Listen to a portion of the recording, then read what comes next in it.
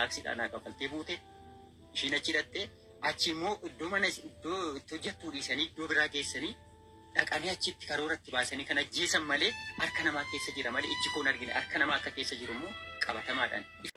ወደ ሬሳው ማለት ነው በቃ ተዝናኝ እሷ እንደሆነች እንደምታያት ሙታለች ነው እንጂ በዛ ሬሳውን ወንበር ላይ ያስቀመጡት ሬሳውን ለማየት ስንል እናቴን በቃ እንዳልሆነ አድርጎ ያፈረጧት ወንድሜንም አንካዋለሉት እኔንም Reenfa mucaa koon ijaan arguu barbaada jennaan haadha ishee reebeen poolisiin. Intalli bareedduun kun Ayyaantuu jedhamti. Ayyaantuu Tasfaahuun. Naqamtee jiraatti turte maatii waliin. Maatiin harka qalleeyyiidha. Ayyaantutu mana uffataa tokko keessatti hojiif qacaramtee waan achii argattu akaayii bittee fiddi. Maatii nyaachifti. Maatii ishee baay'ee jaalatti. Isaanis keessaa ishee ilaalu. Ayyaantuun torbaan lama dura ganama akkuma durii hojiif manaa baate galgala sa'aatii tokkoof walakkaa galuu qabdi turte.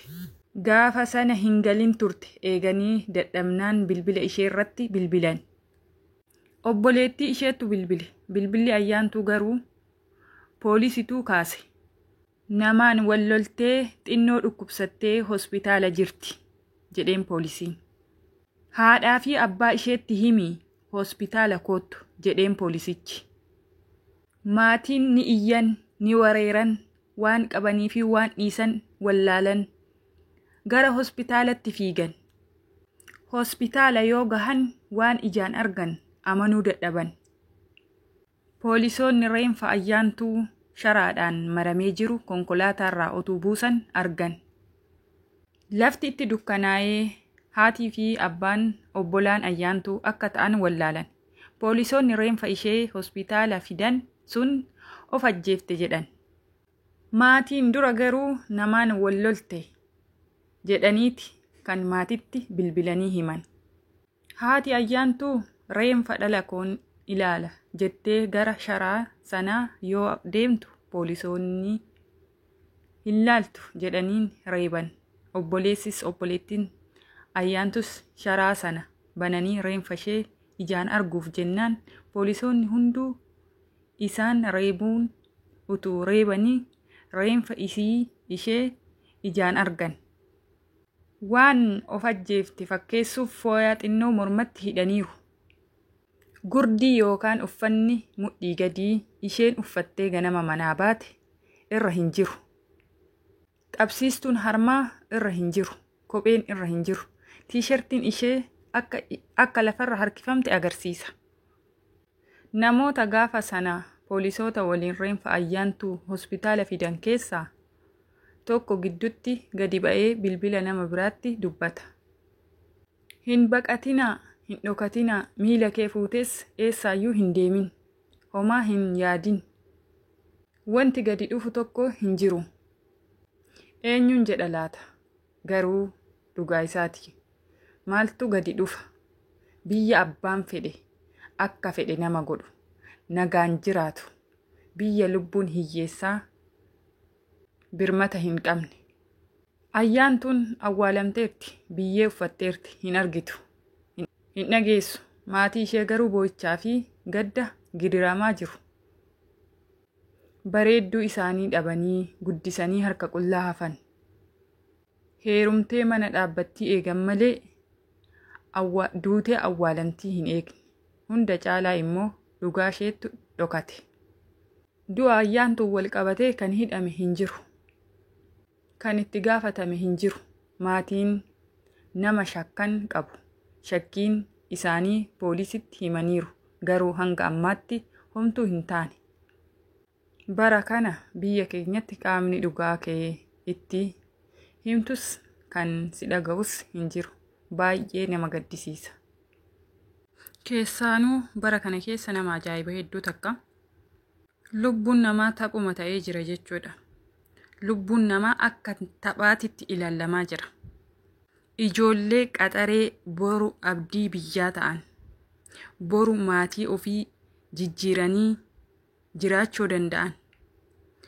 Ajjeesanii ka'anii haada morma godhanii fannisuun hoo isaan nama jabaa ta'an jechuudha. Rabbiin gubbaadhaa isaan arga. Rabbitu farada.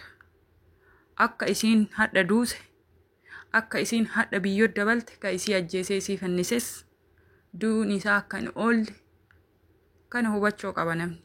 Gaafa nama fannisu, gaafa nama ajjeesu, namni tokko gaafa nama ajjeesu akka boru du'u, akka boru biyya lafaa kanarratti hafne hubachuu qaba. Mikniyaatum eenyullee hafu jechuudha biyya lafaa kanarratti. Nama guba, namatti dhagahama. Ijoolleen qaxalee yoo akkanatti dhumtu, daa'ima qabanii cubbuu siimboo mucattii xiqqoo ajjeesanii fannisan. Cubbuun kun yoom akka dhaabatu ilmaan haadha hiyyeessaarraa hunda caalaa Rabbi haa beeku. Keessa namaattu gubataa, keessa namaattu nama waadama. Otuu mana kiyya ta'ee hoo jettee gaafa ilaaltu nama gubaa jechuudha.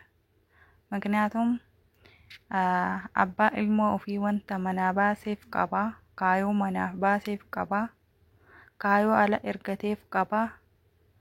Maatiin kun waan nyaatu waan dhugu hin qabu.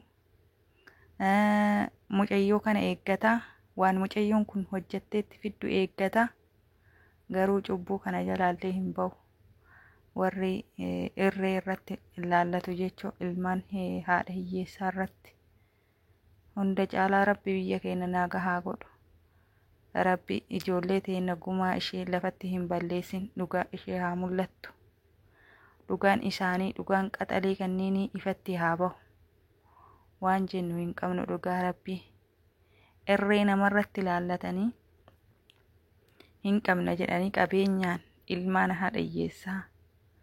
Maal isaan godhamme dhugaa Rabbi nama dhiba. Rabbi guyyaa qaba hin farada nama hundaafuu jechuudha. Akkuma isaan jabaadha jedhan kan jabaa isaanii oli Waaqa jechuudha. Waaqni haa faradu ana. Malee maal jenna? Boonnee callisuudha. Gubannee callisuudha. Dandeenyee waa godhaa hin jirru. Dandeenyee gumaa qaxalee kanneenii baasaa hin jirru. Rabbi haa faradu.